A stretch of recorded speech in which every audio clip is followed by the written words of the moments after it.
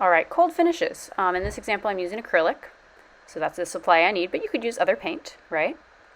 This is in our supply closet. I need water. That's important to rinse your brushes. Acrylic will dry into a hardened material when you're done. Plastic brushes and paper towels. A piece of newspaper, I want to work with that under my piece. In this example, I'm not, just so that you don't see it. And I forgot to mention a magazine to put your paint on. Please use a brush or spoon so you don't contaminate. I need a base color, so this is my kind of orange squash, and it's important to note that anything is going to have multiple layers. So I paint my base color and let it dry. You could also do the next step another day if you don't have time for what's next. You do need to remember to wash your brushes, and then you need to add details. This is kind of your second layer. So this orange pumpkin I'm working on this yellow pumpkin has some oranger details, and I'm just stippling or kind of dabbing them in the crevices.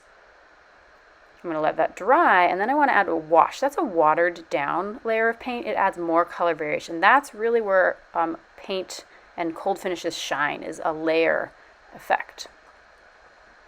And I would note that even orange pumpkins benefit from another color layer.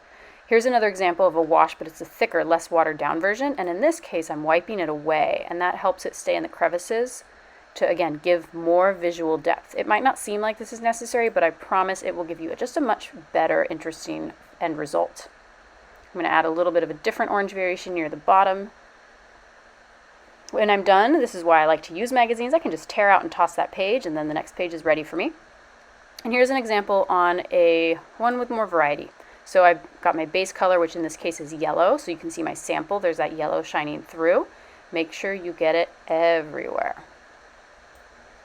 Then let that dry, and I'm going to mix up my kind of darker shade of green, and I'm really focusing on what I would call like the main kind of area or anchor points. So in this case, those are those dark green stripes.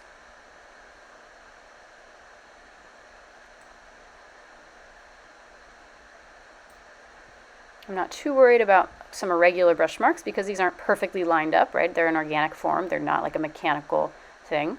There are some details around it, and so now I'm going to stipple and kind of fill in, and that helps to soften the line so that it's not a clear paintbrush look.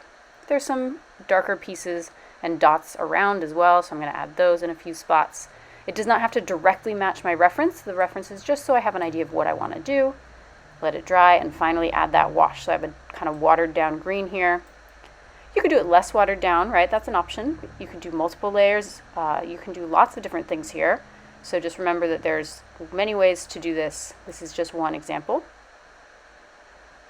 Again, I'm really making sure I get everywhere on this piece.